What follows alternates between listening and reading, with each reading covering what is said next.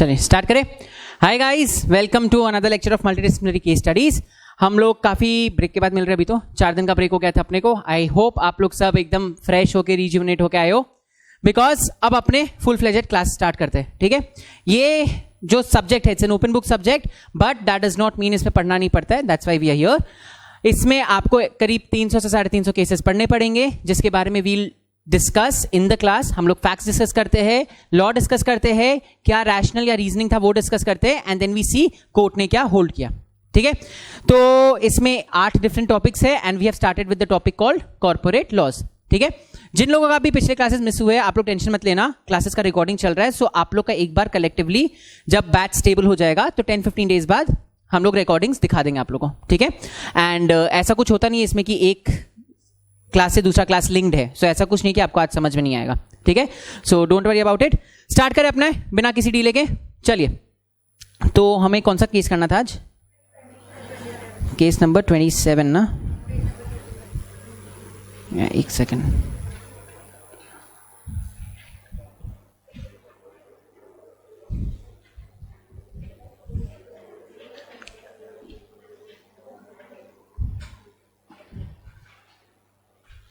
या चलिए, सो हमारा अभी का जो पहला केस है वो है, yes ma'am, you guys are new right? या जस्ट टेक द नोट्स। या चलिए स्टार्ट करें अपने। हमारा जो पहला केस है जो कंपनी लॉ, कॉर्पोरेट लॉ इस सेक्टर से डील करता है, जो आज हम देखने वाले हैं, that is case number 27, Canara bank versus nuclear power corporation of India and others. ठीक है, so this is an appeal जो कि सुप्रीम कोर्ट में, फोरम आप लोग सब देख सकते हो सुप्रीम कोर्ट है। सो हमारे नोट्स में केस का नाम आता है, उसके बगल में ब्रैकेट में जो भी लिखा रहेगा दैट इज द फोरम। यहां पे केस के नाम के बगल में क्या लिखा हुआ है? Supreme court. So supreme court is the forum जिसने डिसाइड किया था ये केस। उसके नीचे जो आइटलिक्स में लिखा रहता है that is the type of petition. So यहां पे अगर सिविल अपील लिखा हुआ है then it's an appeal, right? अगर अपील लिखा हुआ तो ऑब्वियसली अपील है। कहीं ओएस अगर लिखा रहता है तो that's an original suit, that's a plaint, that's a petition. ठीक है, सो यहां पे इट्स एन अपील जो कि सुप्रीम कोर्ट में फाइल हुआ है। ठीक है, कैनरा बैंक ने अपील फाइल की है, मतलब नीचे वाले कोर्ट में, हाई कोर्ट में किसके अगेंस्ट डिसीजन गया था?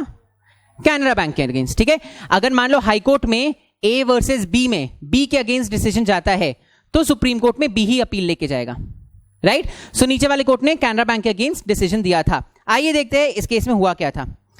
इस केस में क्या हुआ था ना, कैनरा बैंक ने एक पेटिशन फाइल की थी in the company law board. ठीक है, उस समय एनसीएलटी नहीं था, उस समय हमारा कंपनी लॉ बोर्ड था। It's a very old case, 1995 के भी पहले का केस है, राइट?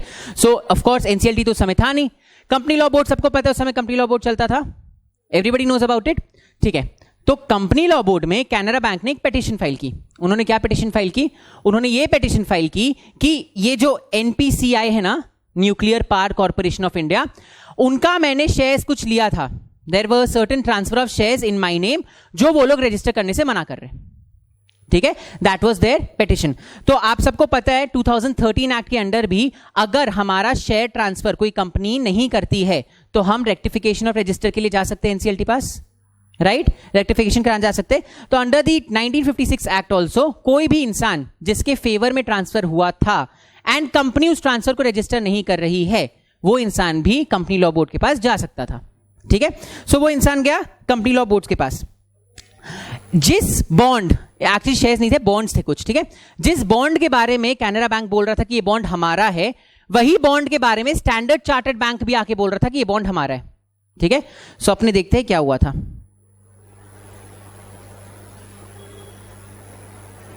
ठीक है, this is NCPI, nuclear power corporation of India. ठीक है, एनसीपीआई ने सर्टेन बॉन्ड्स इशू किए। ठीक है, सो मान लो 1 2 3 4 5 6 बॉन्ड सारे इशू किए। इनमें से कुछ बॉन्ड्स कैनरा बैंक ने लिया। ठीक है, यहां तक क्लियर है सबको? कैनरा बैंक बोल रहा है कि अब बॉन्ड्स हमने खरीद लिए तो हमारा नाम रजिस्टर कर दो अपने रजिस्टर में, राइट? इन बॉन्ड्स को मेरे नाम पे रजिस्टर कर दो। एनसीपीआई बोला कि रुक जाओ, अभी हम नहीं करेंगे। क्यों नहीं करेंगे? बिकॉज एक और पार्टी है standard chartered bank. Standard chartered bank भी बोल रहा है कि ये बॉन्ड्स हमारा है, तो हमारे नाम पे रजिस्टर करो। तो एक तरफ कैनरा बैंक बोल रहा है कि बॉन्ड्स हमारे नाम पे रजिस्टर करो, एक तरफ स्टैंडर्ड चार्टर्ड बैंक बोल रहा है कि बैंक की ये बॉन्ड्स हमारे हैं, हमारे नाम पे रजिस्टर करो। डिस्प्यूट समझा आपको? ठीक है, तो इसी डिस्प्यूट को रिजॉल्व करने के लिए कैनरा बैंक गया था कंपनी लॉ बोर्ड के पास। ठीक है, नाउ कंपनी लॉ बोर्ड ने क्या बोला, आपका जो ये ट्रांजैक्शन है ये मान लो हुआ है ऑन 1 जनवरी 1997। ठीक है, आपका ये ट्रांजैक्शन हुआ है ऑन 1 जनवरी 1997। सेबी के सर्कुलर के हिसाब से, सेबी ने एक सर्कुलर दी है जिसके हिसाब से 1 जनवरी 1996 से लेके 1 फरवरी 1997 तक, ये डेट्स आर इमेजिनरी डेट्स। ठीक है, सेबी के सर्कुलर के हिसाब से 1 जनवरी 1996 से लेके 1 जनवरी 1997 तक जितने ट्रांजैक्शंस हुए हैं with respect to bonds, shares वगैरह वगैरह, अगर उसमें कोई भी डिस्प्यूट आता है तो वो एक स्पेशल कोर्ट है, उसके पास ही जाना चाहिए। समझा आपको? ठीक है, सेबी ने ये सर्कुलर निकाली थी कि with respect to these dates, इन दो डेट्स के बीच में जितने ट्रांजैक्शंस हुए, अगर उसमें कोई भी डिस्प्यूट हो रहा है तो वो डिस्प्यूट्स जाएंगे इस स्पेशल कोर्ट के पास, वो डिस्प्यूट्स कंपनी लॉ बोर्ड पास नहीं जाना चाहिए। ठीक है, सो एनसीपीआई ने बोला कि this place does not have jurisdiction only, the company law board के पास ज्यूरिसडिक्शन है ही नहीं to entertain this matter. Case समझा आपको? यहां पे जो हम लोग का अपील है वो अपील इस रिस्पेक्ट में नहीं है कि कैनरा बैंक के फेवर में नाम लिख देना चाहिए, कैनरा बैंक के नाम में बॉन्ड लिख देना चाहिए, या स्टैंडर्ड चार्टर्ड बैंक के नाम में बॉन्ड लिख देना चाहिए। द केस इज, क्या ये पूरा सूट एंटरटेन करने का राइट कंपनी लॉ बोर्ड को है या नहीं? क्योंकि जिस डेट पे ये ट्रांजैक्शन हुआ था उस डेट से रिलेटेड, ट्रांजैक्शन से रिलेटेड जितने भी डिस्प्यूट्स है सब स्पेशल कोर्ट में जाना चाहिए, ऐसा सेबी ने बोला है। तो क्या ये डिस्प्यूट सेबी सॉल्व करेगा या ये dispute company law board solve करेगी? समझा आपको डिस्प्यूट? सबको समझा? किसी को डाउट है विद रिस्पेक्ट टू फैक्ट्स? यहां पे पीछे बताओ क्या होना चाहिए इसमें, बताओ आप लोग।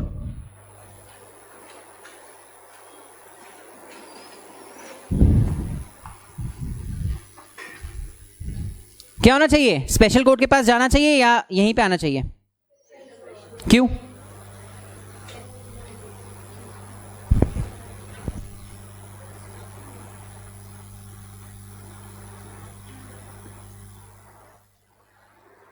बताओ।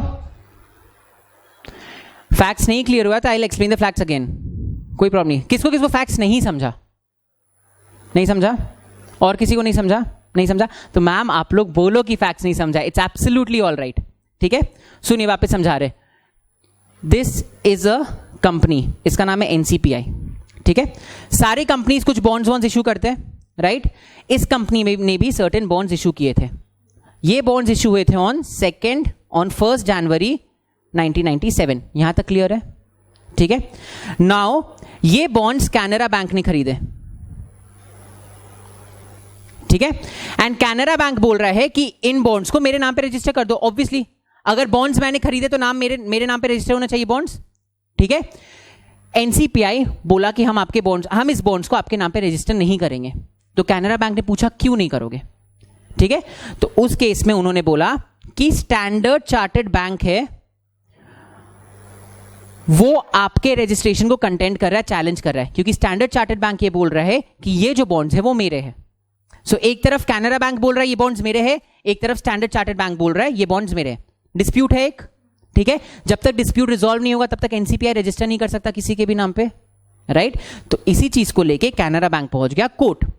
ठीक है, कैनरा बैंक जब कोर्ट पहुंचा वो कहां जाएगा? कंपनी लॉ बोर्ड, क्योंकि उस समय एनसीएलटी नहीं थी, उस समय कंपनी लॉ बोर्ड ये सब चीज सॉल्व करता था। ठीक है, जब वो कंपनी लॉ बोर्ड गया तो वहां पे चैलेंज हुआ। क्या चैलेंज हुआ? कि देखो भाई, जिस डेट पे ये ट्रांजैक्शन हुआ है ना, उस डेट पे सेबी ने एक सर्कुलर निकाला था कि उस डेट पे जितने ट्रांजैक्शंस होंगे एंड उस ट्रांजैक्शन से रिलेटेड कोई भी डिस्प्यूट होगा, वो सारे डिस्प्यूट्स एक स्पेशल कोर्ट के पास जाएंगे, कंपनी लॉ बोर्ड के पास नहीं जाएगा। ठीक है, क्यों? क्योंकि उस समय कुछ एक बहुत बड़ा सा स्कैम हुआ था, एंड स्कैम के चक्कर में वो, अब इतना बड़ा स्कैम है तो मान लो एक चीज कंपनी लॉ बोर्ड संभाल रहा है, एक चीज हाई कोर्ट संभाल रहा है, एक चीज सिविल कोर्ट संभाल रहा है, बहुत प्रॉब्लम हो जाता। तो सेबी सोचा कि पूरे स्कैम से रिलेटेड जितना चीज है सब चीज को उठा के दे दो स्पेशल कोर्ट के पास, एक कोर्ट रहेगा जो सब चीज के साथ डील करेगा। ठीक है, यहां तक समझा? तो नाउ यहां पे एक पार्टी बोल रही है कि ये चीज स्पेशल कोर्ट के पास जाना चाहिए बिकॉज जिस डेट पे ट्रांजैक्शन हुआ था, जिससे डिस्प्यूट उठा है, उस डेट के सारे डिस्प्यूट्स जाएंगे स्पेशल कोर्ट के पास। दूसरा बोल रहे नहीं, ऐसा कुछ नहीं है, कंपनी लॉ बोर्ड को कंपनीज एक्ट के अंडर पार है, तो कंपनी लॉ बोर्ड ही देखेगी सब चीज। समझा आपको? अब सबको समझा? नाउ बताओ क्या डिसाइड होना चाहिए यहां पे? क्यों?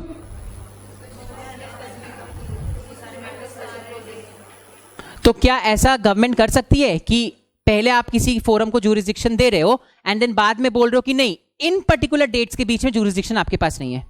Is the government competent to do that? Sure? पक्का?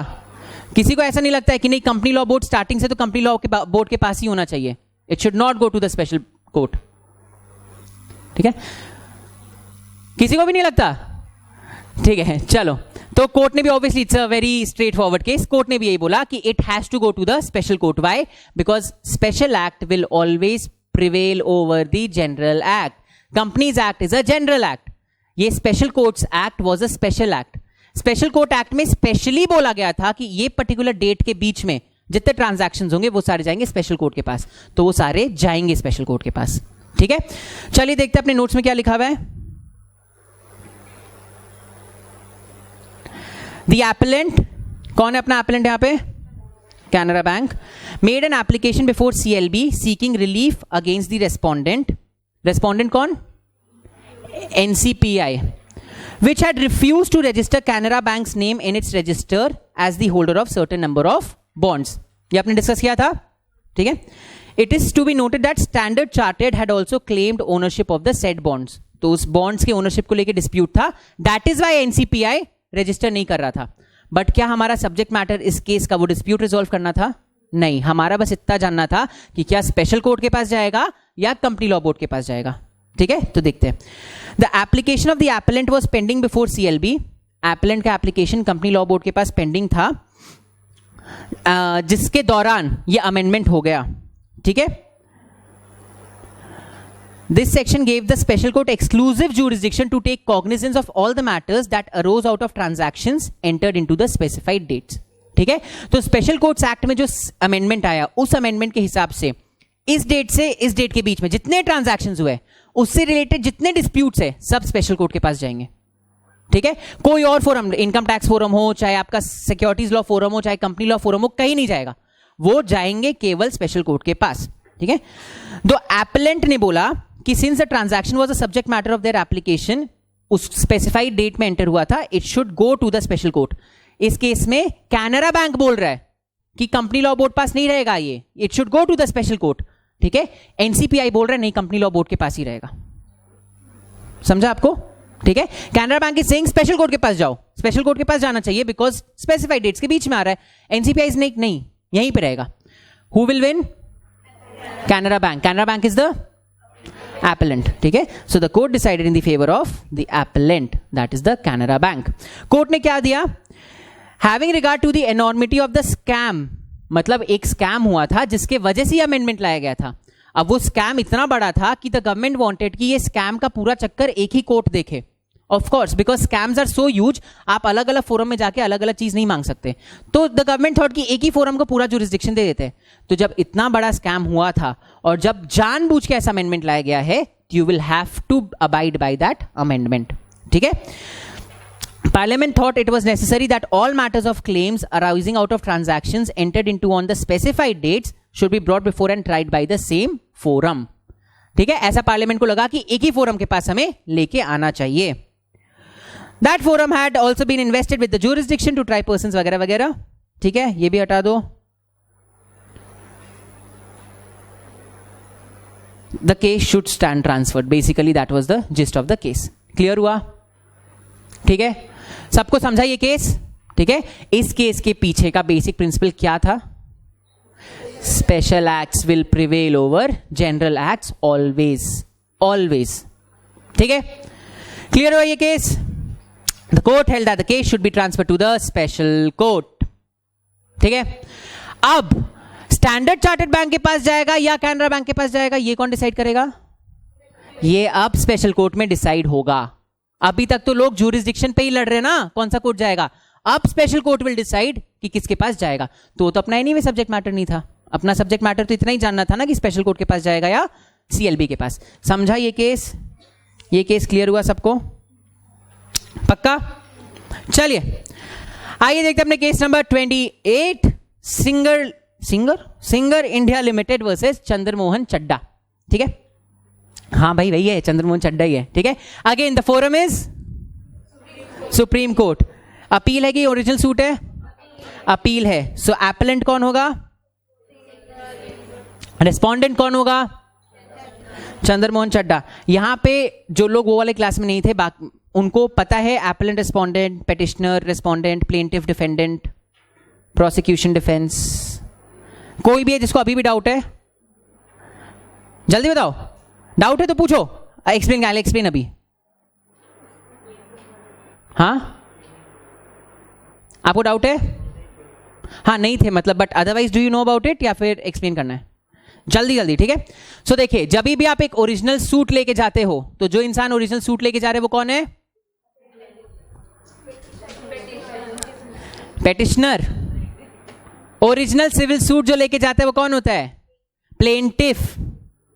जो ओरिजिनल सिविल सूट लेके जा रहा है वो प्लेंटिफ, जिसके अगेंस्ट जा रहा है वो डिफेंडेंट। पहला चीज, ठीक है। जो ओरिजिनल पेटिशन लेके जा रहा है, जैसे रिट पेटिशन, क्यूरेटिव पेटिशन, वो कौन होता है? वो पेटिशनर होता है। किसके अगेंस्ट जाएगा वो? रेस्पोंडेंट। तो प्लेंटिफ, डिफेंडेंट, पेटिशनर, रेस्पोंडेंट दोनों सिविल में ओरिजिनल होते हैं। ओरिजिनल मतलब जब आप फर्स्ट टाइम जा रहे हो। ठीक है, अगर मान लो इसमें ऑर्डर आ गया और आप ऊपर वाले कोर्ट में अपील लेके जा रहे हो, तो जो भी बंदा अपील लेके जाएगा वो एपेलेंट ऑलवेज, एंड उसके अगेंस्ट वाला रेस्पोंडेंट ऑलवेज। ठीक है, आ जाओ क्रिमिनल में। क्रिमिनल में हमेशा केस कौन फाइल करेगा? प्रोसिक्यूशन। प्रोसिक्यूशन हमेशा कौन होगा? हमेशा the state versus Jolly LLB, याद है मूवी का नाम था। क्रिमिनल केसेस में मान लो अगर आपके घर में चोरी हो रही है, आप पुलिस के पास कंप्लेंट लिखाते हो, उसके बाद केस जब फाइल होगा, इट विल नेवर बी, अगर मान लो मेरे घर में चोरी हो रही है, it will never be Vaibhav versus जिसने भी चोरी किया, सोनू मोनू जो भी। ठीक है, it will always be state versus Sonu. Case जब भी लड़ा जाएगा क्रिमिनल केसेस में, it will always be in the name of the state. हमेशा याद रखना। ठीक है, हम क्या होंगे? हम मियरली कंप्लेनेंट होंगे या विक्टिम होंगे, right? But the case will be fought in the name of the state. So हमेशा फर्स्ट टाइम तो स्टेट ही कंप्लेंट फाइल करेगा, स्टेट ही केस फाइल करेगा। तो हमेशा the prosecution is the state versus defence, prosecution and defence. तो civil में हो गया petitioner, respondent, plaintiff, respondent. Criminal में हो गया plaintiff, defendant, plaintiff, defendant. Criminal में हो गया प्रोसिक्यूशन, डिफेंस। अपील में जाओ, एपेलेंट, रेस्पोंडेंट। क्रिमिनल अपील में एपेलेंट, रेस्पोंडेंट। अपील में जो भी जाएगा, क्रिमिनल हो, सिविल हो, जो भी हो, एपेलेंट, रेस्पोंडेंट। ठीक है, इसके अलावा हम लोग ने एक देखा था कॉम्पिटिशन लॉ का। कॉम्पिटिशन लॉ में जो कंप्लेन लेके जाते हैं उसको क्या बोलते हैं? इंफॉर्मेंट। ठीक है, एंड जिसके अगेंस्ट जाते वो ऑपोजिट पार्टी। ठीक है, कॉम्पिटिशन एक्ट के अंदर जो भी जा रहा है वो इंफॉर्मेंट, जिसके भी अगेंस्ट जा रहे हो वो ऑपोजिट पार्टी। और एक लास्ट हम लोग देखे थे कंज्यूमर प्रोटेक्शन एक्ट, उसमें जो जा रहा होता है वो कंप्लेनेंट। ठीक है, एंड जिसके अगेंस्ट जाएगा वो ऑपोजिट पार्टी। ठीक है, याद रहेगा ये सबको, अभी कंफ्यूजन नहीं होगा। ठीक है, सो यहां पे एपेलेंट कौन है? Singer India limited. ठीक है, एंड रेस्पोंडेंट कौन है? चंद्रमोहन चड्डा। ठीक है, चलिए अब इस केस में क्या हुआ था, बहुत ही फनी सा केस है ये भी। कोई बहुत मतलब कभी कभी ये सब केस देख के लगता है कि भाई अपने सीएस होके भी इन लॉयर्स से बेटर जानते हैं लॉ को। क्यों हुआ था देखिए, ये चंद्रमोहन चड्डा ने, जो कि रेस्पोंडेंट है, उन्होंने एक लैंड लीज में दी थी to a American company, to a US based company. ठीक है, चलेगा। तो जब हम कभी भी अपना प्रॉपर्टी लीज में देते हैं तो हम क्या एंटर करते हैं? Lease deed. ठीक है, लीज डीड में सारे टर्म्स एंड कंडीशंस लिखे होते हैं। ठीक है, तो इन लोग ने भी नेचुरली लीज डीड में एंटर किया होगा। It was a huge land, big land था बहुत। ठीक है, तो उस लीज डीड का एक टर्म ये बोलता था कि अगर कभी भी लेसी अगर उस लीज को ट्रांसफर करता है या असाइन करता है तो उसको लेसोर का परमिशन लेना पड़ेगा। क्लियर? क्लियर यहां तक? ठीक है। तो जो भी यूएस कंपनी थी बोली हाँ ठीक है, जब भी ट्रांसफर करना होगा आपका परमिशन हम ले लेंगे। ठीक है, लीज डीड साइन हो गया, लीज में लैंड चली गई, कुछ दिन तक वैसे ही रहा। उसके बाद फेमा रेगुलेशंस ने कुछ चेंजेस लाए जिसके वजह से अब वो यूएस बेस्ड कंपनी का इंडिया में फंक्शन करना बहुत टफ हो गया था फाइनेंशियली। ठीक है, बहुत टफ हो गया था। तो that US based company thought ये एक काम करते हैं, एक इंडियन कंपनी इनकॉर्पोरेट कर देते हैं एज माई सब्सिडियरी। ठीक है, directors will be the same, management will be the same, सब चीज सेम रहेगा। The only thing is company US की थी, अब इंडियन कंपनी बन जाएगी। फेमा रेगुलेशंस बाहर एक बार में। Very smart idea. उन्होंने सिंगर इंडिया लिमिटेड नाम की एक इंडियन कंपनी डाल दी। ठीक है, और उन्होंने फिर बट ऑब्वियसली अगर इंडिया में कंपनी है तो इंडिया के सारे लीज वीज उसी कंपनी को दे देंगे। अब वो यूएस वाली कंपनी रखे क्या करेगी? उन लोग ने उस लीज को भी असाइन कर दिया सिंगर इंडिया लिमिटेड को। शेयर होल्डर्स सेम है, मैनेजमेंट सेम है, सब चीज सेम है, बस वो एक यूएस कंपनी है, ये एक इंडियन कंपनी है, द ओनली डिफरेंस। ठीक है, तो जब उन्होंने अपना लीज होल्ड राइट्स, जो भी आपकी लीज में आपको राइट्स मिलते हैं उसको बोलते हैं लीज होल्ड राइट्स, जब उन्होंने अपने लीज होल्ड राइट्स को दे दिया टू द इंडियन कंपनी, चंद्र मोहन चड्डा चिढ़ गए। वो बोले आपको मेरे से परमिशन लेना चाहिए था। ठीक है, आपने मेरे से परमिशन क्यों नहीं ली? That was his contention. तो ये कंपनी ने बोला देखो भाई, परमिशन कब लेना था? जब हम ट्रांसफर या असाइन कर रहे हैं। यहां पे मैंने सिंगर इंडिया लिमिटेड को दिया है, क्यों? और this is not a transfer. तो चंद्र मोहन चड्डा बोला कैसे भाई, कुछ भी बोलते हो, ट्रांसफर कैसे नहीं है? तो उन्होंने बोला it is not a transfer because ये मेरी ही कंपनी है, share holders are the same, directors are the same, ये काम धंधा भी सारा सेम करेगी, मैंने बस एक अलग एंटिटी डाली है बिकॉज मेरे को फेमा रेगुलेशन से बचना था। ठीक है, in effect it is not a separate entity, in reality वो कुछ अलग नया इंसान नहीं बना है, मेरा ही एक पार्ट है जिसको मैंने दे दिया है। सो यहां पे ट्रांसफर तो हुआ नहीं, ट्रांसफर तो हम थर्ड पार्टी को करते हैं, राइट? अगर हम किसी थर्ड पार्टी को ट्रांसफर कर रहे तब ना हम आपका परमिशन लेंगे, हमने तो अपने ही एक पार्टी को ट्रांसफर किया है, सो इन रियल सेंस ट्रांसफर हुआ ही नहीं है।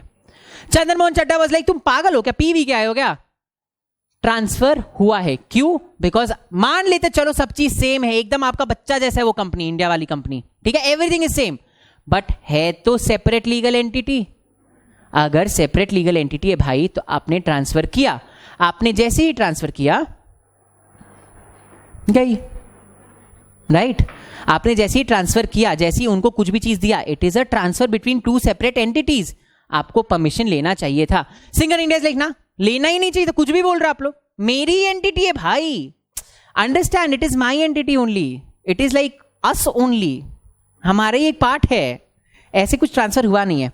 ठीक है, obviously Chandra Mohan Chadda went to the courts, नीचे वाले कोर्ट्स ने उनके फेवर में जजमेंट दिया, तभी अपील में कंपनी आई है। जिसके अगेंस्ट ऑर्डर जाता है वही अपील में जाएगी ना। अगर हाईकोर्ट ने बोल दिया हाँ वैभव जीत गया, तो वैभव क्यों फिर सुप्रीम कोर्ट के पास जाके बोलेगा कि नहीं ऑर्डर गलत था? अगर हाईकोर्ट बोल रहा है आप हारे हो तब ना आप जाओगे। तो ऑब्वियसली हाईकोर्ट बोला कि सिंगर इंडिया लिमिटेड बकवास कर रही है, चंद्र मोहन चड्डा ठीक बोल रहा है, तो इसलिए अब हम आ गए सुप्रीम कोर्ट के पास। बताओ आपके हिसाब से क्या होना चाहिए? सिंगर इंडिया नहीं जीतेगा? अरे बट भावनाओं को समझो, मेरी ही है, अरे it is mine only.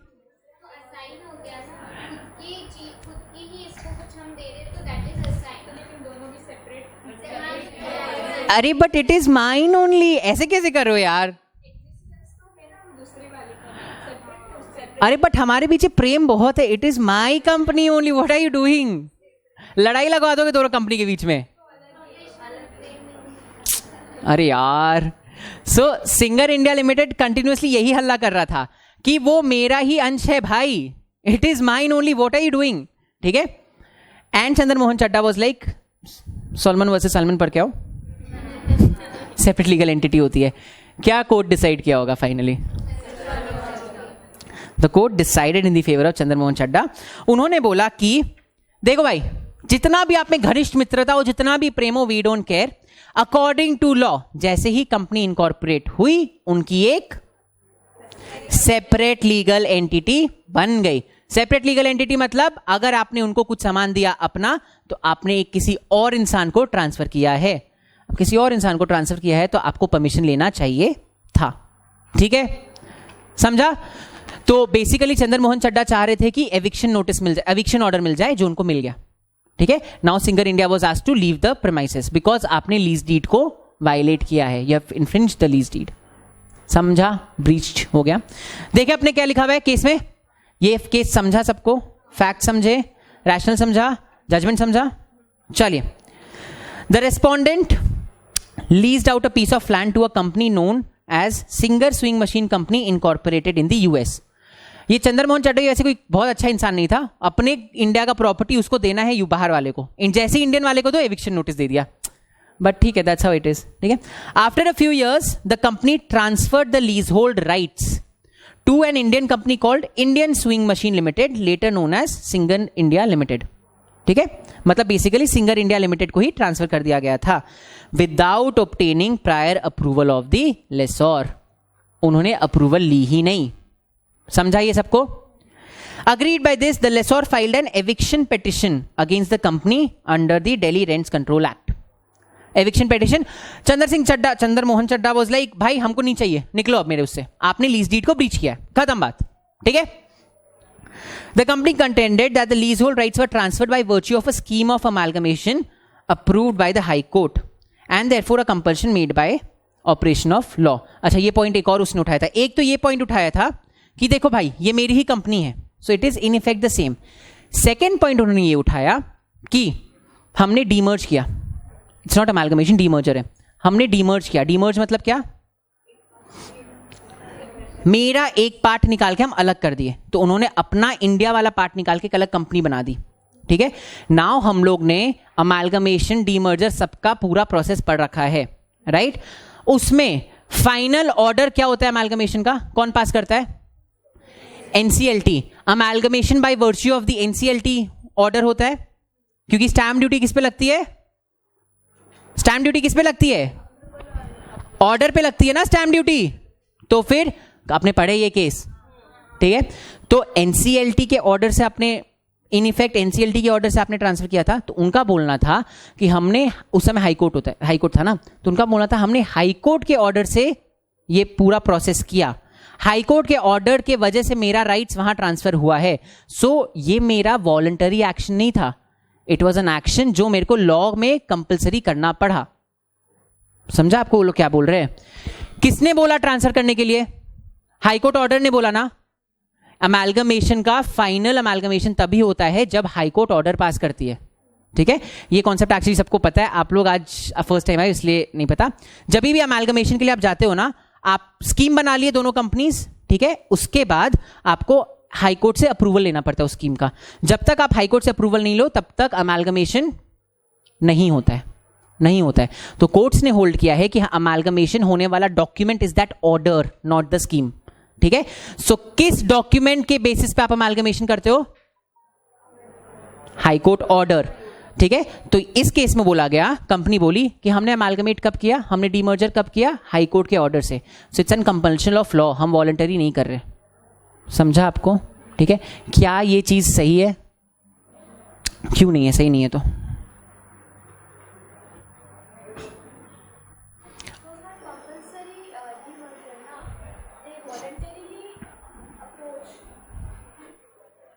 So court ने बोला वी अंडरस्टैंड आप डीमर्ज किए बिकॉज हाईकोर्ट ऑर्डर था, बट क्या हाईकोर्ट ने खुद से ऑर्डर दिया था?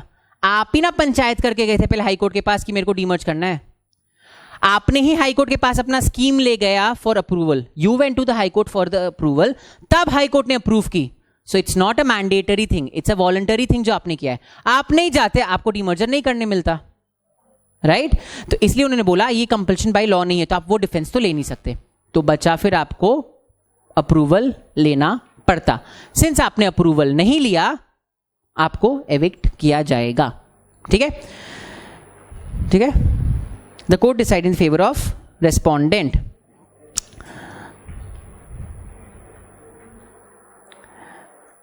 ठीक है, यहां क्या लिखा हुआ है? दो bye operation of law the foreign company had wound up it's business, it had assigned the leasehold rights in the interest of the Indian company without obtaining the written consent of the landlord. Therefore, it was a clear case of subletting. उनके lease deed में लिखा हुआ था sublet करने के पहले आप क्या लोगे? हमसे परमिशन लोगे।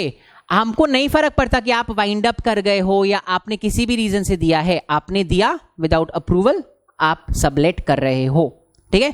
Second thing, it is not open for a company to ask for unveiling its own cloak. जो इन्होंने बोला ना कि भाई डायरेक्टर सेम है, मैनेजमेंट सेम है, आप हमारा कॉर्पोरेट वेल निकाल के देखो, it's the same thing. Court ने बोला एक second, corporate veil is my thing, मेरे को जब मन करेगा तब हम हटाएंगे, आप नहीं आके मेरे को बोल सकते हो कि कॉर्पोरेट वेल हटाओ, समझा। सो अगर कोई कंपनी का कॉर्पोरेट वेल हटाना है, कोर्ट विल डिसाइड अगर कॉर्पोरेट वेल हटाना है कि नहीं। कॉर्पोरेट वेल भी हर समय नहीं हटता है, दे आर स्पेसिफाइड प्लेसेस जहां पे कॉर्पोरेट वेल हटता है, राइट। कि कहीं फ्रॉड हो रहा है या कहीं पे मान लो कंपनी गलत तरीके से बनाई गई है या कंपनी का हरकत ठीक नहीं है, तब कोर्ट खुद से डिसाइड करता है कॉर्पोरेट वेल उठाने का।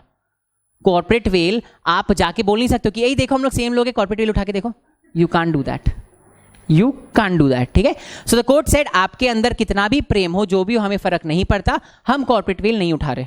और अगर हम कॉर्पोरेट वेल नहीं उठाएंगे मतलब you are two separate entities, एक ने दूसरे को अपने लीज होल्ड राइट्स दिए, मतलब देयर इज एन असाइनमेंट और transfer of lease hold rights. समझा, सबको समझा ये केस, ठीक है। अमालगमेशन वाला पार्ट समझा।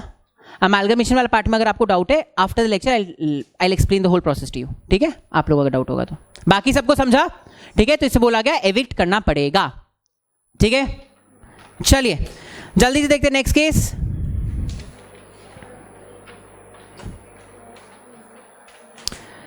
Next case is case number 29।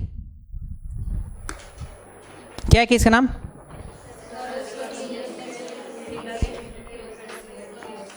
CIT बोले तो मतलब it's something related to, forum कौन सी है एंड कैसा टाइप का ये है? इट्स एन अपील, ठीक है। एपेलेंट कौन है? रेस्पोंडेंट कौन है? CIT। नाउ देखिए हुआ क्या था, देखिए, अरे भाई ये एक कंपनी है, ठीक है, जिसका नाम था इंडियन शुगर कंपनी, ठीक है। इनका नाम था इंडियन शुगर कंपनी। ये कंपनी बाद में अमालगमेट करके, ये अमालगमेट की with another company called Saraswati, and दोनों ने मिलके सरस्वती ही बनाया, समझा। मतलब इंडियन शुगर कंपनी का अपना आइडेंटिटी खत्म, अमालगमेट करके दोनों ने सरस्वती ही बनाया। यहां तक क्लियर है सबको? सबको क्लियर है? ऐसा होता है ना, this is a case of A + B forms A + B is forming A। एक कंपनी वैसी की वैसी रह रही है, दूसरी कंपनी उठ रही है, ठीक है। अगर यहाँ पे सरस्वती छोड़ के कुछ और आता तो A + B = C होता वो। ये क्लियर है? सो यहाँ पे Indian sugar company and Saraswati जो अपनी एपेलेंट है इस केस में, उन दोनों ने मिलके सरस्वती बनाया, ठीक है।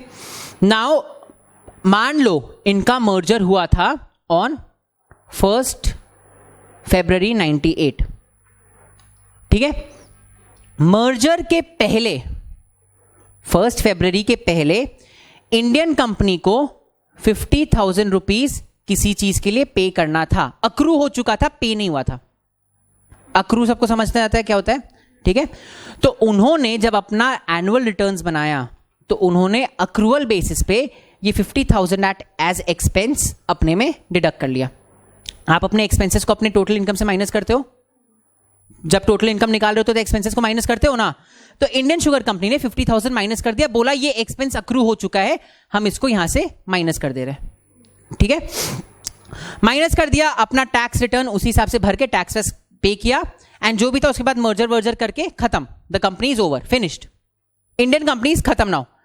जब आफ्टर मर्जर सरस्वती बनी तो ये जो 50,000 यहां अक्रू हुआ था ना, वो एक्चुअली पे सरस्वती ने किया। ये समझा सबको? इंडियन कंपनी को बस अक्रू हुआ था, ठीक है। बाद में जब मर्ज होता है तो सब पूरा बैलेंस शीट उठ के यहां से ऐड हो जाता है, तो इनको अभी भी लायबिलिटी थी 50,000 पे करने की, जो डिस्चार्ज सरस्वती ने की। समझा? यहां पे इंडियन शुगर के बैलेंस शीट में लायबिलिटी आ गई थी ना, उसको डिस्चार्ज सरस्वती ने किया, ठीक है। अब बारी आया सरस्वती को अपने इनकम टैक्स का रिटर्न भरने का। सरस्वती जब टोटल इनकम कैलकुलेट करने बैठी तो उन्होंने भी ये 50,000 रुपीज अपने से माइनस किया। वो बोले ये 50,000 तो हम एक्चुअली स्पेंड किए हैं, आई हैव एक्चुअली स्पेंट ये 50,000, तो मेरे को ऑब्वियसली इसका बेनिफिट मिलना चाहिए। तो उन्होंने अपने टोटल इनकम से 50,000 माइनस कर लिया। ठीक है, मस्त एकदम खुश होकर रिटर्न फाइल करने गए। सीआईटी ने बोला तुम लोग क्या मेरे को बेवकूफ समझ रखे हो, वहां पे उसने अक्रूवल बेसिस पे ले लिया, तुम अब कैश बेसिस पे ले रहे हो, तो हम सेम एक्सपेंस पे 2 बार आपको बेनिफिट कैसे देंगे, समझा? ठीक है। सरस्वती बोल रही है भाई अक्रूवल बेसिस में क्या हमने लिया, अक्रूवल बेसिस पे किसने लिया बेनिफिट? इंडियन शुगर ने लिया, मैंने तो नहीं लिया, मेरे को तो पहली बार ही बेनिफिट मिल रहा है, तो मेरे पास डुअल बेनिफिट का बात कहां से आया?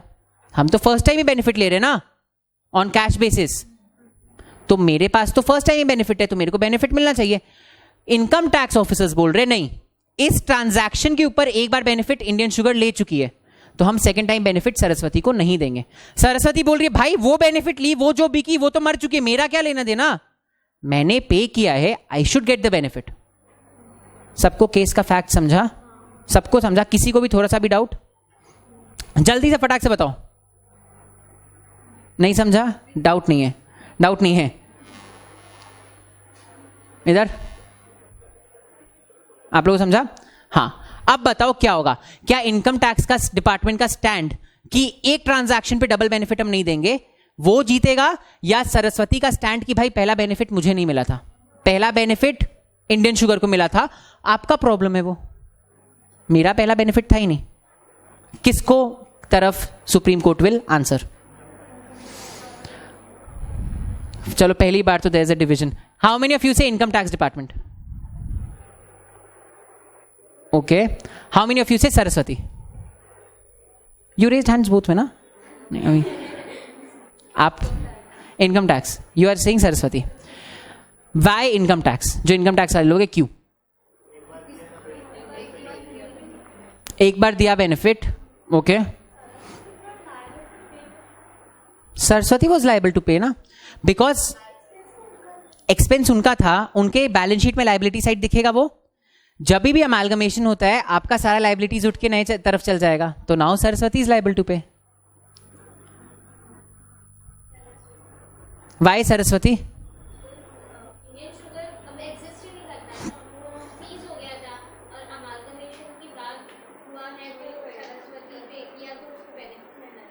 बट ऑलरेडी इस ट्रांजैक्शन के ऊपर एक बेनिफिट तो जा ही चुका है ना। इनकम टैक्स ने एक डिपार्टमेंट ने एक बेनिफिट दे चुकी है।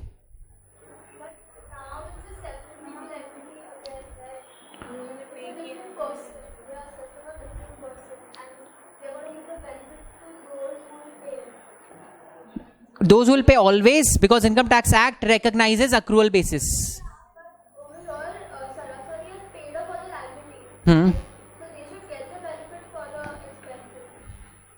Okay. So basically because it's a separate legal entity and they have actually paid, इसलिए उनको मिलना चाहिए। बोलो इनकम टैक्स वाले लोग आंसर। और क्या क्वेश्चन ये था कि क्या सरस्वती को बेनिफिट मिलेगा या नहीं मिलेगा? क्यों? तो बट शी सेइंग कि पहले तो किसी और को दिया था और एक्चुअली पेमेंट तो सरस्वती ने किया। हाँ हाँ, तो यह सेइंग नहीं मिलना चाहिए। और कोई रीजन? सर आप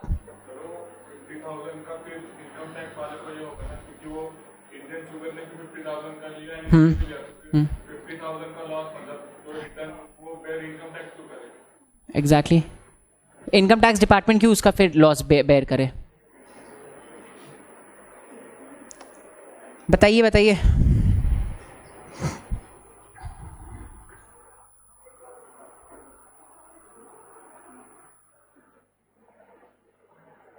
और किसी का और कोई रीजन? कुछ भी दिमाग में? एनीथिंग? अच्छा देखिए, so basically I am not very happy with the judgement.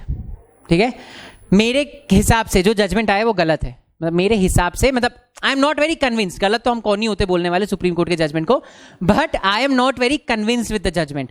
The judgement says Saraswati को बेनिफिट मिलेगा. आई थिंक नहीं मिलना चाहिए. आई विल पहले टेल यू वाई मेरे हिसाब से नहीं मिलना चाहिए. बिकॉज आप बोल रहे हो कि लाइबिलिटी पे ऑफ इन्होंने की, सरस्वती ने की, एंड सरस्वती को उसका बेनिफिट मिलना चाहिए नेचुरली बिकॉज उन्होंने पे ऑफ की. बट जैसे इंडियन शुगर का सारा लाइबिलिटीज इधर आया, वैसे ही सारा असेट्स भी तो इधर आया. तो जहां इंडियन शुगर को पहले बेनिफिट मिला था, वो बेनिफिट इनडायरेक्टली तो आ ही चुका है इधर. समझा आपको? अगर इंडियन शुगर को बेनिफिट मिला है टैक्स नहीं पे करने का, तो मान लो उन्होंने 10,000 रुपया टैक्स बचाया अपना, ठीक है, वो टैक्स, वो जो 10,000 रुपया बचाया वो उनके असेट साइड में कैश में दिख रहा होगा 10,000 रुपया. आफ्टर अमालगमेशन 10,000 कहां आया है? तो बेनिफिट इनडायरेक्टली सरस्वती को मिला है कि नहीं? इनडायरेक्टली सरस्वती को बेनिफिट मिल चुका है. According to me this should be the case and tax लगना चाहिए. बिकॉज एक बार टैक्स माफ हो चुका है तो दूसरी बार लगना चाहिए. बट सुप्रीम कोर्ट हेल्ड कि देखो भाई सेपरेट लीगल एंटिटी है दोनों चीज, ठीक है. जिस कंपनी को बेनिफिट मिला वो कंपनी अब एग्जिस्ट भी नहीं करती, वो डिसॉल्व हो चुकी है. जस्ट बिकॉज कोई और कंपनी को बेनिफिट मिला था, ये सरस्वती अपना बेनिफिट क्यों लेट गो करे? जो आप लोग ने बोला कि because it's a separate legal entity. First thing, separate legal entity में अगर एक एंटिटी को बेनिफिट मिला है तो उससे दूसरे एंटिटी का क्या लेना देना? दोनों एंटिटी को अपने अपने राइट से बेनिफिट लेने के. अगर आप अक्रूअल बेसिस में नहीं लेते हो तो आप कैश बेसिस में लेते हो. सरस्वती ने वही किया. सरस्वती बोल रहा है हमने अक्रूअल बेसिस में तो लिया नहीं, तो हम कैश बेसिस में, मेरा तो हक बनता है लेने का. सुप्रीम कोर्ट ने भी यही चीज मान लिया.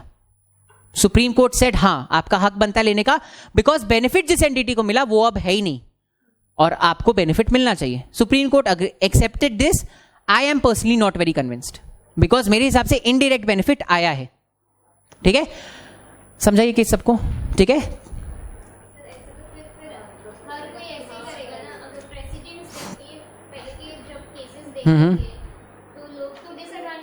एग्जैक्टली लोग यही करेंगे, अक्रू कर लेंगे, पूरा बेनिफिट ले लेंगे, मर्ज करके इधर आ जाएंगे और फिर उसके बाद सारा पे ऑफ करके फिर बेनिफिट ले लेंगे. People will miss use it. That is a loop hole. अब उनको इनकम टैक्स एक्ट में कोई वैसा लेके आना चाहिए. वो आई थिंक ले भी आए होंगे. दिस इज 1976 जजमेंट, तो आ ही चुका होगा उसके बाद. ठीक है, वैसे आ चुका है जहां तक मेरे को पता है. जब अपने मर्जर्स अमालगमेशंस का पढ़ते हैं, सो बेनिफिट सेक्शन 72A पढ़ते हैं ना, तो आई थिंक वो इसी के बाद आया होगा फिर. ठीक है, but I am not very convince with the judgement. चलिए एनीवे देखते क्या नोट्स में लिखा हुआ. आप लोग को जजमेंट समझा, रैशनल समझा सबको? ठीक है, चलिए देखते हैं क्या लिखा हुआ इसमें. A company called Indian Sugar Company amalgamated with Saraswati. Prior to amalgamation होने के पहले Indian Sugar Company had been allowed expenditure of 58,000 rupees on accrual basis. ठीक है, उन्हें एक्सपेंडिचर इतना आपने अलाउ किया था अक्रूअल बेसिस पे. इन्होंने ट्रेडिंग लाइबिलिटी जैसे दिखाई थी एंड ये liability was taken over by the amalgamating company. ठीक है, सो एप्लेंट कंपनी ने लिया. After amalgamation, Applant Company paid off the money and claimed exemption of 58,000 rupees on the ground that expenditure had been allowed to the Indian Sugar Company and it was a different entity. ठीक है, तो उन्होंने बोला कि ये 58,000 rupees हम पे of कर रहे हैं तो मेरे को एक्सपेंडिचर आपको देना ही पड़ेगा बिकॉज आपने पहले जिसको अलाउ किया था वो तो डिफरेंट एंटिटी है, वो तो हमारी एंटिटी है ही नहीं, तो हमें आज तक इसका बेनिफिट मिला ही नहीं है, तो आपके पास राइट ही नहीं है मेरे को रोकने का. कुछ तो रीजन देकर रोकोगे ना. क्या रीजन दोगे कि आपको 2 बार मिल चुका है? नहीं, मेरे को 2 बार नहीं मिला, मेरे को 1 ही बार मिला है. Right, this what they said. The department denied the benefit on the ground that granting of exemption would amount to double benefits. ठीक है, something that I think was the case. The court decide in the favour of the appellant. उन्होंने क्या बोला? Under the scheme of amalgamation the Indian sugar company stood dissolved and ceased to be in existence. ठीक है, वो company खत्म हो चुकी थी, डिसॉल्व हो चुकी थी आफ्टर अमालगमेशन. एक बार 2 कंपनीज अमालगमेट करती है तो ट्रांसफर कंपनी सीज कर जाती है एग्जिस्ट करना, एंड अमालगमेटेड कंपनी एक नया स्टेटस ले आती है. देयरफॉर एक कंपनी जो जिंदा है नहीं और जो दूसरी कंपनी जो जिंदा है, आप दोनों को जॉइंट लाइबिलिटी कभी नहीं दे सकते. अगर किसी को आप जॉइंट लाइबिलिटी भी दे रहे हो तो दोनों कंपनीज का जिंदा होना जरूरी है ना. यहाँ पे एक कंपनी तो मरी चुकी है तो आप उसका लाइबिलिटी तो इधर ला ही नहीं सकते हो. ठीक है, the appellant was entitled to benefits under the act. ठीक है, समझा ये केस सबको? बेसिक यहां पे कौन सा प्रिंसिपल यूज हुआ था? Separate legal entity of two different companies. ठीक है, चलिए भाई साहब, ये केस जो है it's a very what do say, not a very straight forward case. मतलब केस बहुत सिंपल है, फैक्ट्स बहुत टेढ़े इसके। ठीक है, सो अपने ये केस देखेंगे एंड इसके बाद एक और केस देखेंगे, दोनों के फैक्ट्स बहुत टेढ़े हैं। ठीक है, बस दोनों का प्रिंसिपल बहुत सेम है, बहुत बहुत सिंपल प्रिंसिपल, मतलब आप फैक्ट सुनते ही आंसर दे दोगे। ठीक है, तो चलिए पहले ये देखते हैं, केस नंबर 30। आई थिंक आपके नोट्स का ही लास्ट केस होगा, राइट? प्लीज इशू करा लेना आज बुक जाके। ठीक है, चलिए, जो भी रेस्पोंडेंट है इस केस में ये सतीश चंद्र। ठीक है, एक्चुअली क्या हुआ था, ये जो कंपनी है ना, tin plate dealers association private limited, ठीक है, उस कंपनी का सावलका ग्रुप, जिन्होंने, जो रेस्पोंडेंट है, Sawalka group was a major share holder in that company. ठीक है, सावलका ग्रुप के साथ साथ गुप्ता ग्रुप के पास भी बहुत सारे शेयर्स थे उस कंपनी के। ठीक है, क्या हुआ, सावलका ग्रुप एक ग्रुप है, गुप्ता ग्रुप एक ग्रुप है, दोनों साथ में कंपनी चला रहे। बीच में सावलका ग्रुप का थोड़ा ध्यान हट गया होगा कंपनी से, वो इधर उधर बिजी हो गए, यार ये बड़े बड़े लोग के पास बहुत काम होता है करने को, राइट? तो इनका ध्यान हट गया होगा इस ग्रुप से, इस कंपनी से। उसी दौरान गुप्ता ग्रुप ने कुछ कुछ हरकतें स्टार्ट कर दी। उन्होंने बोनस शेयर्स इशू कर दिए बिना किसी कंसेंट के, सावलका ग्रुप के। उन्होंने प्रेफरेंस शेयर्स को फोरफीट कर लिया, कुछ प्रेफरेंस शेयर्स को फोरफीट किया, कुछ प्रेफरेंस शेयर्स के बदले में उन्होंने नॉर्मल शेयर्स इशू कर दिए। ठीक है, उन्होंने अपना ऑथराइज शेयर कैपिटल हटा दिया एंड सावलका ग्रुप का जो डायरेक्टर था उनको भी हटा दिया। और ये सब सावलका ग्रुप के पीठ पीछे चल रहा है, समझा आपको? ये सब चीज सावलका ग्रुप के पीठ पीछे चल रहा है। तो सावलका ग्रुप क्या चीज का पिटीशन लेके आई होगी? Any idea? जब ऐसी हरकतें कंपनी में चल रही होती है तो हम क्या चीज का पिटीशन लेके जाते हैं? Operation and mismanagement. ठीक है, सावलका ग्रुप ने बोला मैंने मैनेजमेंट पूरा गुप्ता ग्रुप के हाथ में देके गया था, मैंने मैनेजमेंट पूरा गुप्ता ग्रुप के हाथ में दिया था। ठीक है, मेरा थोड़ा ये मैं वाला सिस्टम खराब है, हम वाले सिस्टम में। एनीवे, तो हमने पूरा ये कंपनी का मैनेजमेंट सावलका गुप्ता ग्रुप के हाथ में दिया था।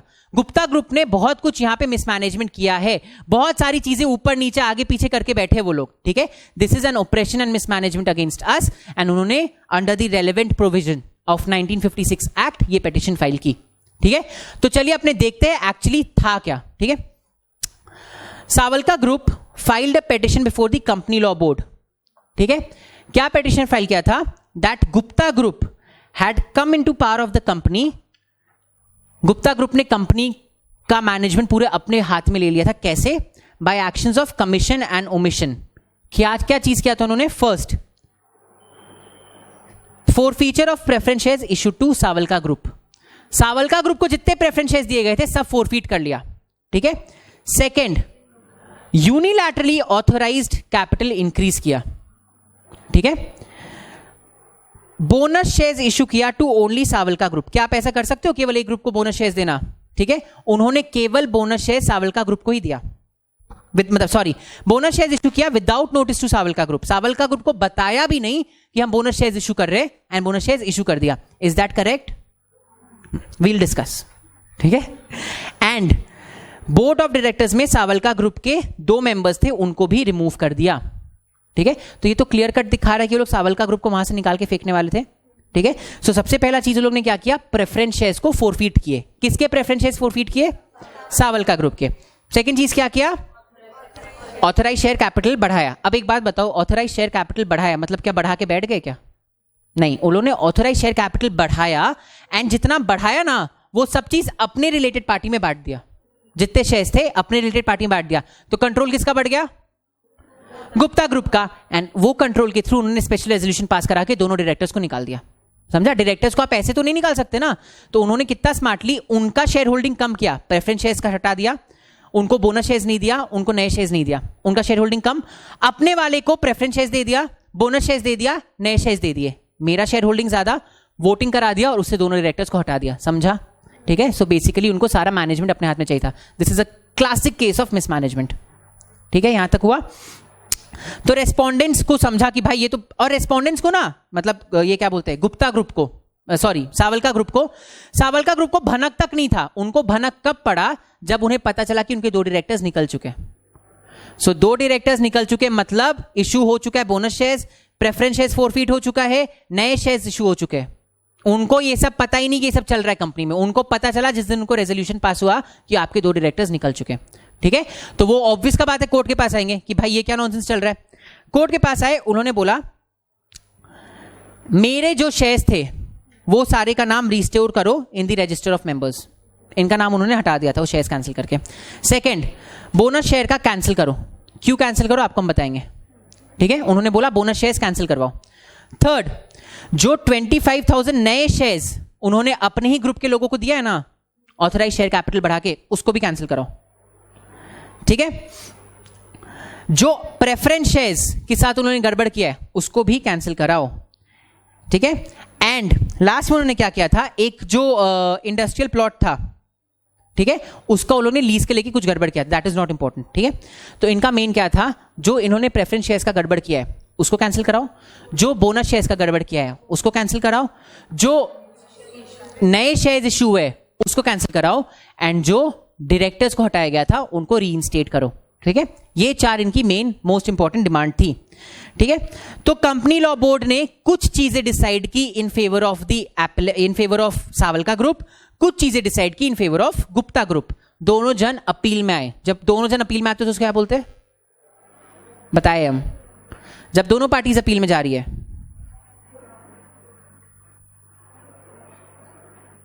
It's a cross appeal. दोनों पार्टीज जब अपील में जा रही होती है तो इट्स अ क्रॉस अपील, ठीक है, बिकॉज दोनों पार्टीज अपील में गई है। अब देखते हैं, सबने लिख लिया क्रॉस अपील। देखिए अब इस केस का सबसे मजेदार बात, बोनस शेयर से स्टार्ट करते हैं अपने, ठीक है। ऑब्वियसली कोर्ट सबसे पहले पूछी होगी गुप्ता ग्रुप से, आपने बोनस शेयर इशू क्यों किया, ठीक है। तो गुप्ता ग्रुप ने बोला कि हमने बोनस शेयर्स इसीलिए इशू किए बिकॉज कंपनी में कैश क्रंच चल रहा था, कंपनी के पास कैश फ्लो नहीं था, एंड शेयर्स इशू करने से कैश फ्लो आता है। तो हमने बोनस शेयर्स इशू कर दिए ताकि हमारे कंपनी के पास कैश आए, एंड देन उस कैश से हम लोग अपना कंपनी का जो भी ऑपरेशन था उसको लेके आगे जाएंगे। कंपनी लॉ बोर्ड, ये सॉरी फोरम क्या अपना यहाँ पे, सुप्रीम कोर्ट। सुप्रीम कोर्ट बोली अच्छा बोनस शेयर्स आपका कैश फ्लो बढ़ रहा था, ये कब से होने लगा बताना जरा।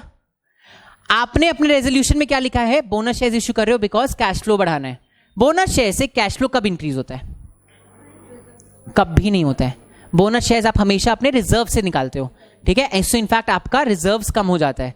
आप बोल रहे हो एक तरफ कि आपको कैश चाहिए, एंड कैश चाहिए के लिए आप लोग बोनस शेयर्स इशू कर रहे हो, ठीक है। ये तो क्लियर कट दिख रहा है कि लोग ने बोनाफाइड मतलब मैलिफाइड इंटेंशन के साथ किया है, राइट।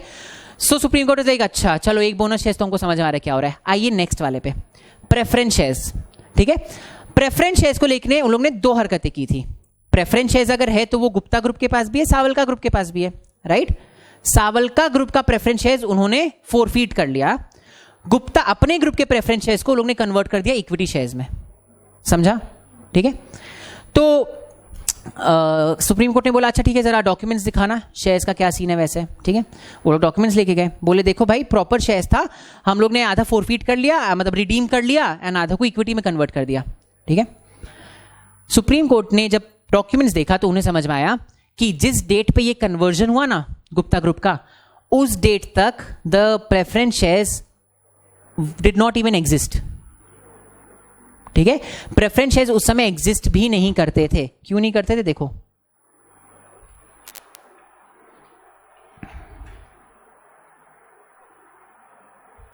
कहां गया,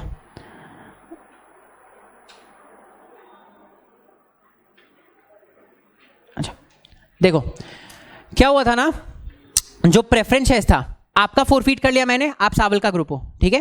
ये गुप्ता ग्रुप है, गुप्ता ग्रुप का हम कन्वर्ट कर दिए इक्विटी शेयर में। अब कन्वर्ट करने के लिए रीजन देना पड़ेगा। रीजन ये दी है कि इनको हमने बहुत दिन तक डिविडेंड पे नहीं किया था, ठीक है।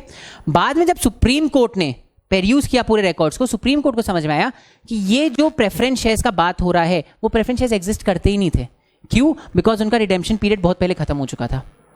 आपके जब प्रेफरेंस शेयर्स का रिडेम्पशन पीरियड 2 साल पहले खत्म हो चुका है तो क्या आप उस प्रेफरेंस शेयर्स को 2 साल बाद कन्वर्ट कर सकते हो इक्विटी शेयर्स में? यू कांट डू दैट, ठीक है। तो सुप्रीम कोर्ट ने बोला अच्छा प्रेफरेंस शेयर्स के साथ ये गड़बड़ हुआ है।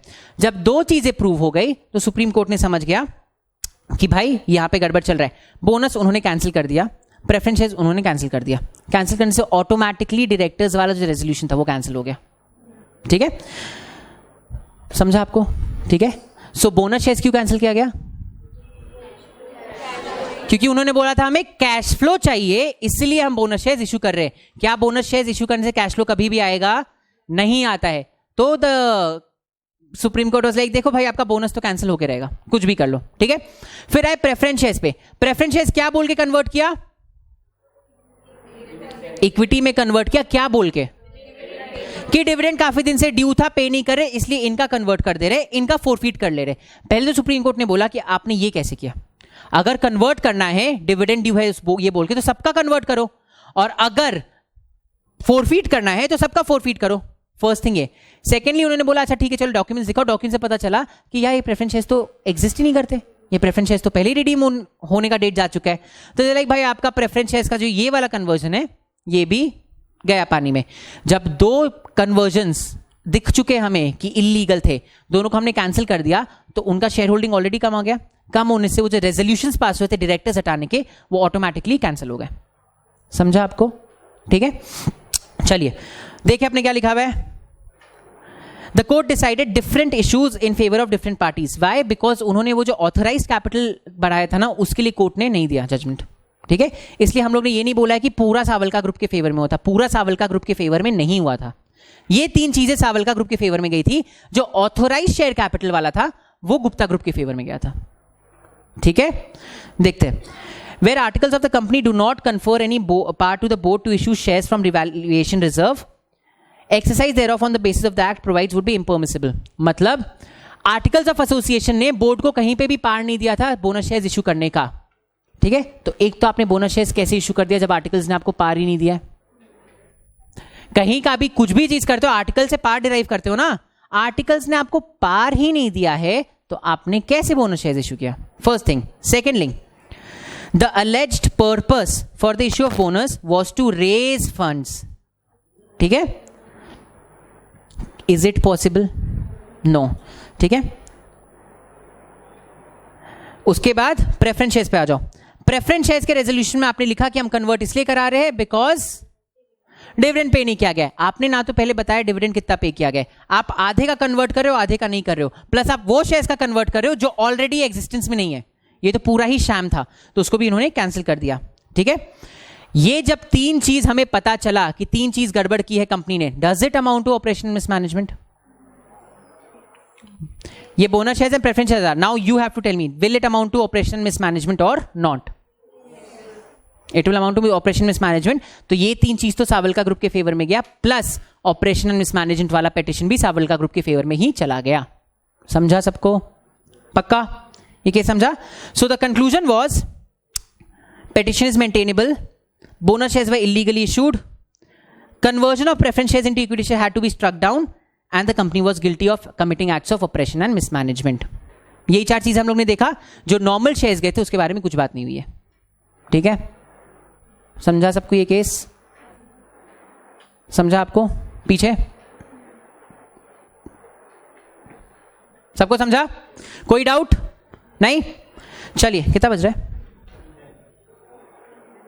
अभी पास अपने पास टाइम है, कर ही लेते एक और केस। अभी आ जाओ ऊपर के एक केस कर लेते हैं, case number 5 I think. Case number 5 अपना छूटा हुआ था, नेशनल हेराल्ड केस है जो। पेज नंबर बताना उसका।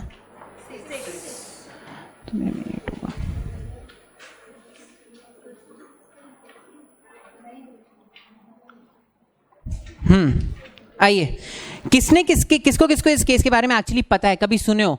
It is a very very famous case. नाम है associated journals limited versus land and development office, but इसको नॉर्मल में हम नेशनल हेराल्ड केस के नाम से जानते हैं।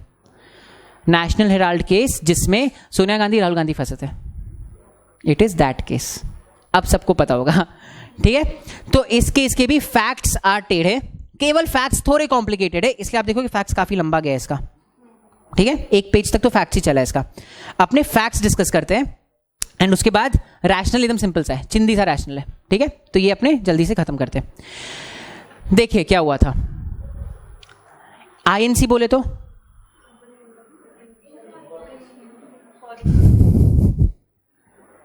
आईएनसी बोले तो इंडियन नेशनल कांग्रेस, ठीक है। INC is not incorporation, it's Indian national Congress.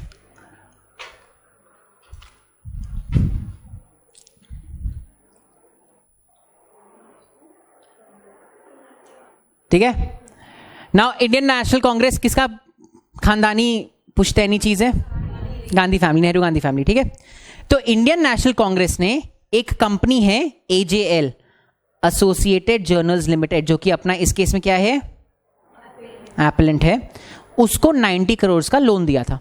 कोई बात नहीं, लोन तो कोई भी दे सकता है, जिसके पास बहुत सारा पैसा, जिसके पास आपके पास बहुत सारा पैसा, लोन दो, लोन दिया, कोई बात नहीं, ठीक है। This is the first transaction. यहां पे किसी को डाउट? ठीक है। यहां पे डेटर कौन है? एजेएल है ना। आईएनसी ने, कांग्रेस पार्टी ने तो लोन दी है, तो Congress party is the creditor ना, समझा यहां तक? ठीक है। अब आओ सेकेंड ट्रांजैक्शन पे। सेकेंड ट्रांजैक्शन ये हुआ, यंग इंडिया कंपनी नाम की एक कंपनी एस्टैब्लिश हुई, ठीक है। This company was established under section 25 of the 1956 act, मतलब 2013 का कौन सा act? Section 8। Non profit company के नाम से यंग इंडिया कंपनी एस्टैब्लिश हुई, इनकॉर्पोरेट हुई, ठीक है। उसके दो डायरेक्टर्स थे, सुमन दुबे एंड सैम पिट्रोदा, ठीक है। एंड मेजॉरिटी शेयर होल्डर्स भी यही थे, इन दोनों ही, यही दोनों थे अपने जो डायरेक्टर्स थे प्लस शेयर होल्डर्स थे, ठीक है। सेक्शन 8 कंपनी इनकॉर्पोरेट हो गई। इनकॉर्पोरेशन के कुछ दिनों बाद राहुल गांधी जी को भी वहां पे डायरेक्टर की तरह अपॉइंट कर दिया गया। समझा यहां तक? ट्रांजैक्शन नंबर 2 समझा? ठीक है।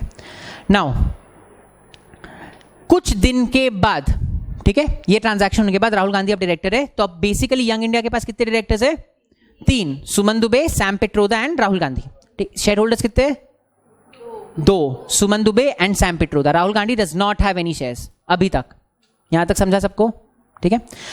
अब आ जाओ, इसके बाद क्या हुआ? थोड़े दिन बाद इंडियन नेशनल कांग्रेस के पास जो 90 करोड़ रिसीवेबल था ना, उसने उसको असाइन कर दिया यंग इंडिया को। असाइन कर दिया मतलब अब young India will collect 90 crore and keep it. मेरे को उस 90 करोड़ से कोई लेना देना नहीं है, ठीक है, कोई बात नहीं, नॉन प्रॉफिट कंपनी है, कई सारी ये पार्टीज जो है डोनेट करती है, ऐसे कर दिया उन्होंने। समझा यहां तक सबको? ठीक है।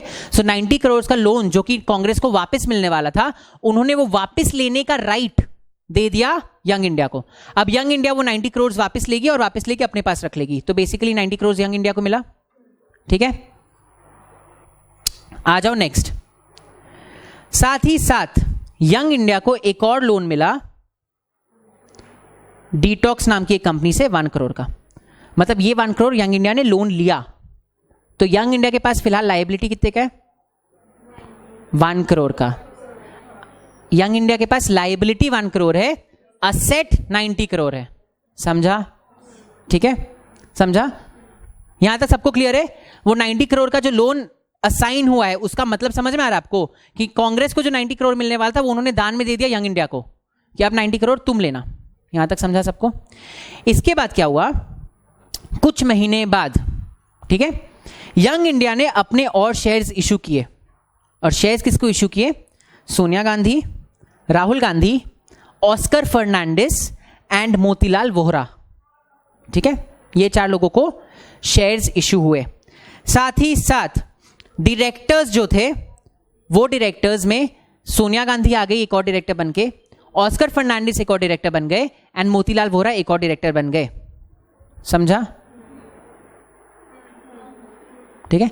सो अब हम आपको यहां पे ड्राइंग बना के दिखाते हैं। देखिए, ये जो कंपनी थी यंग इंडिया ना, स्टार्टिंग में इसका क्या सीन था? डायरेक्टर्स कितने थे? 2, सुमन दुबे, सैम पिट्रोदा। बाद में एक और किसको लाया गया? राहुल गांधी को। ठीक है। शेयर होल्डर्स अभी भी कितने हैं? 2, ठीक है। फिर इसको 90 करोड़ का लोन 90 करोड़ का असेट मिल गया, 1 करोड़ इसने लोन ले ली। इस ट्रांजैक्शन के बाद इन दोनों लोगों के पास जितना शेयर्स था वो सारा शेयर्स दे दिया गया सोनिया गांधी को, ऑस्कर फर्नांडिस को एंड मोतीलाल वोरा को। अब सुमन दुबे एंड सैम पित्रोदा के पास एक भी शेयर नहीं है, ठीक है। साथ ही साथ इनको डायरेक्टरशिप से भी निकाल दिया गया। तो Suman Dubey and Sam Pitroda out of the picture now, ठीक है। अब डायरेक्टर कौन बचा? राहुल गांधी, ठीक है। एक ही डायरेक्टर तो नहीं रखते, तो इन्होंने इन तीनों को डायरेक्टर भी बना दिया, समझा। तो अब टोटल कितने डायरेक्टर्स है? कौन कौन? राहुल गांधी, सोनिया गांधी, ऑस्कर फर्नांडिस एंड मोतीलाल वोरा, ये 4 डायरेक्टर्स है अभी, ठीक है। शेयर होल्डर्स कितने? कौन कौन? सोनिया गांधी, ऑस्कर फर्नांडिस एंड मोतीलाल वोरा। नाउ राहुल गांधी रोने लग गया कि मेरे को भी शेयर्स चाहिए, तो यंग इंडिया ने और नए शेयर्स इशू किए, राहुल गांधी, सोनिया गांधी, ऑस्कर फर्नांडिस एंड मोतीलाल वोरा, ठीक है। So now this company has 4 share holders and 4 directors, चारों सेम लोग हैं, मोतीलाल वोरा, राहुल गांधी, सोनिया गांधी एंड ऑस्कर फर्नांडिस। यहां तक केस समझा? तो जो 2 शेयर होल्डर्स एंड डायरेक्टर्स के साथ हमने इनकॉर्पोरेट किया था वो अब चेंज होके 4 नए लोग आ गए हैं, ये 2 लोग आउट ऑफ पिक्चर है। यहां तक क्लियर हुआ? अब इसके बाद फन स्टार्ट होता है। इसके बाद क्या हुआ? यंग इंडिया ने पैन ले लिया, इनकम टैक्स वाला जो पैन कार्ड होता है, पैन ले लिया, सिटी बैंक के साथ एक अकाउंट खुलवा ली एंड जो 1 करोड़ रुपया था वो वहां डिपॉजिट कर दिया। जो 1 करोड़ इनको लोन मिला था ना, वो वहां पे डिपॉजिट कर दिया। उसमें से अब देखो भाई, कांग्रेस ने 90 करोड़ रुपया दिया है तुम्हें, तो तुम बदले में कुछ तो दोगे, तो उसमें से 50 लाख रुपया इन्होंने कांग्रेस को दे दिया एज कंसिडरेशन कि आपने जो लोन मेरे को दिया 90 करोड़ का, उसके बदले में 50 लाख रुपया रखो, ठीक है। क्यों? इसलिए कि मतलब थोड़ा सा जेन्युइन लगे ट्रांसफर, कि मेरे को देखो, मेरे को इंस्टेंटली 90 करोड़ नहीं मिला है, मेरे को 90 करोड़ का लोन मिला है जो हम अभी लेनेंगे। अब वो कितने साल के अंदर रिपे होगा किसी को नहीं पता, राइट, बट उसको 50 लाख तो इंस्टेंटली हम दे रहे हैं ना। So it's a valid contract. मेरे को 90 करोड़ का लोन असाइन किया गया, मैंने बदले में 50 लाख रुपए इसको दे दिया, plus consideration is always required in a contract. आपको यंग इंडिया को कांग्रेस ने 90 करोड़ दिया, आपने बदले में क्या दिया? अगर आप बदले में कुछ नहीं दोगे तो it will not be a valid contract, right. Contract में दोनों तरफ से कंसिडरेशन जरूरी होता है, तो इस तरफ से कंसिडरेशन 50 लाख रुपया दे दिया, ठीक है। अब देखो यहां तक के सबको क्लियर है, ठीक है। अभी लोन का वापस लेने का राइट किसके पास है? यंग इंडिया के पास है, राइट। वो यंग इंडिया के डायरेक्टर्स कौन है? वो 4 लोग। शेयर होल्डर्स कौन है? वो 4 लोग। लोन किसने लिया था? लिया किसने था? एजेएल ने, ठीक है। इन्होंने क्या किया? एजेएल का 99% शेयर्स ट्रांसफर कर दिया यंग इंडिया के नाम पे, समझा आपको? एजेएल का 99% होल्डिंग अब ट्रांसफर हो गया यंग इंडिया के नाम पे। अब इन इफेक्ट क्या हुआ देखो आप, जो पैसा कांग्रेस का था पहले उन्होंने इसको दिखाया कि हम लोन दे रहे, फिर वो लोन को असाइन कर दिया दूसरी कंपनी के पास, एंड जिसको लोन दिया था उसको भी इस कंपनी का सब्सिडियरी बना दिया। तो इन इफेक्ट यंग इंडिया के पास 90 करोड़ आ गया। यंग इंडिया का बेनिफिशियरी कौन है? यंग इंडिया का बेनिफिशियरी कौन है? उसके शेयर होल्डर्स कौन है? राहुल गांधी, सोनिया गांधी, मोतीलाल वोरा एंड ऑस्कर फर्नांडिस। बेसिकली जो कांग्रेस का 90 करोड़ रुपया था वो अब इन चारों के हाथ में आ गया, समझा आपको? सो डायरेक्टली तो आप कांग्रेस से बोल के नहीं ले सकते ना कि तुम मेरा बिजनेस हो तो हम 90 करोड़ ले रहे, तो ये पूरा कांड रचा गया सो दैट वो 90 करोड़ कांग्रेस से निकल के इन चारों के हाथ में आ जाए। समझा क्या हुआ इस केस में? तो पहले हम लोग ने लोन दिया प्रॉपर, कांग्रेस को राइट है लोन देने का, हम लोग ने लोन दे दिया एक एकदम सेपरेट एंटिटी को, ठीक है, और एक एकदम सेपरेट एंटिटी को उस लोन को असाइन कर दिया। अभी तक कुछ भी यहां पे गड़बड़ नहीं लग रहा है। धीरे धीरे जिसको असाइन किया उसमें गांधी फैमिली आई, धीरे धीरे आई, बाद में पूरी गांधी फैमिली ही रही, बाकी सबको निकाल दिया, ठीक है। चलो कोई नहीं, लोन ही असाइन किया गया था। उन्होंने जिनको लोन दिया था उसको भी उसी यंग इंडिया के नीचे ले आए, यंग इंडिया के अंडर ले आए, तो अब वो 90 करोड़ तो पूरा आ गया ना यंग इंडिया के पास, समझा सबको? So this was an indirect way जिसमें राहुल गांधी, सोनिया गांधी ने 90 करोड़ वहां से उठा के अपने अंदर कर लिया, समझा? सबको समझाइए फैक्ट्स, ठीक है। नाउ सुप्रीम कोर्ट के पास एक ही क्वेश्चन है, क्या इस केस में कॉर्पोरेट वेल उठा के लोगों को पनिश किया जा सकता है? That is the only question. क्या इस केस में आप कॉर्पोरेट वेल उठा के लोगों को पनिश कर सकते हो? क्यों? क्यों कॉर्पोरेट वेल क्यों उठा सकते? इस केस में क्यों उठा सकते हो? नॉर्मल केसेस में तो नहीं उठाते। किया तो किया, ये इंसान लोग स्मार्ट थे, लोग ने इतना कांड रच के किया, क्या प्रॉब्लम है? पब्लिक इंटरेस्ट एंड एक और ग्राउंड होता है कॉर्पोरेट वेल उठाने का कि if you are doing something that is in violation of law. अगर हम कॉर्पोरेट वेल उठा दे और मेरे को समझ में आए कि यहां पे वायलेशन ऑफ लॉ हो रहा है एंड आपने बस कंपनीज इसलिए बनाई ताकि लॉ वायलेट ना हो, तो I can remove the corporate veil, lift the corporate well. इस केस में अगर यंग इंडिया नहीं बनती तो डायरेक्टली सोनिया गांधी लोग 90 करोड़ लेते तो that would have been violation of law. ये पूरा कांड ही इसलिए रचा गया कि 90 करोड़ उनको मिल सके। It was also a kind of fraud, right? It was a way to like escape violation of law also. So क्या ये सब ग्राउंड्स है for lifting a corporate veil? Are you sure? किसको लगता है कि नहीं करना चाहिए कॉर्पोरेट वेल लिफ्ट? नहीं, not big just because it's the Gandhi family involve. Normal में किसको लगता है कि नहीं करना चाहिए? सब कन्विंस्ड हो कि यहां पे लिफ्ट कॉर्पोरेट वेल लिफ्ट होगा? मैम आप कंफ्यूज लग रहे हो थोड़े। नहीं, it's okay, if you have a doubt ask me. उन्होंने प्लान क्यों किया ये चीज? बिकॉज लीगली आप 90 करोड़ नहीं ले सकते पार्टी से, तो ये पूरा प्लान इसलिए गया ताकि आप 90 करोड़ ले सको। तो कॉर्पोरेट वेल आप तब लिफ्ट करते हो जब आपने ये पूरा कंपनी का सिस्टम यूज किया है टू डू समथिंग जो आप अदरवाइज नहीं कर सकते थे। नहीं, पार्टी के पैसे थे। The party has given loan, Gandhi family has not given loan, the party has given loan. तो पार्टी का पैसा गया लोन में जो वापस आया गांधी फैमिली के पास। No, the party and Gandhi family are two different things. मतलब ठीक है, प्रैक्टिकली लगता नहीं है, but they are two separate entities. Party को बहुत सारे डोनेशंस मिलते हैं जो कांग्रेस को मिलते हैं, वो गांधी फैमिली को डोनेशंस नहीं जाते। This was a way of getting 90 crore out of the Congress party for their own use. So if you are doing something that is otherwise illegal, otherwise it is illegal, by using companies you can lift the corporate veil. So the court held ऐसे transactions के लिए you can lift the corporate veil. ठीक है, समझा आपको अब? ठीक है, INC and Gandhi family are separate entities. INC का पैसा इज नॉट गांधी फैमिली का पैसा। ठीक है, चलिए देखें अपने first, in public interest and for assessing the actual nature of a transaction, the theory of lifting of corporate veil is permissible and a court can always apply this theory to see what the reality is.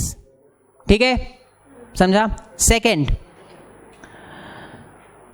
the purpose for which the doctrine of lifting of corporate veil is applied is to see that the character, मतलब the corporate character is not misused to do something which goes against public interest, number one, to evade obligations imposed by law, number two, do something which is improper and not permissible by law, 3, and fraudulent activities, 4.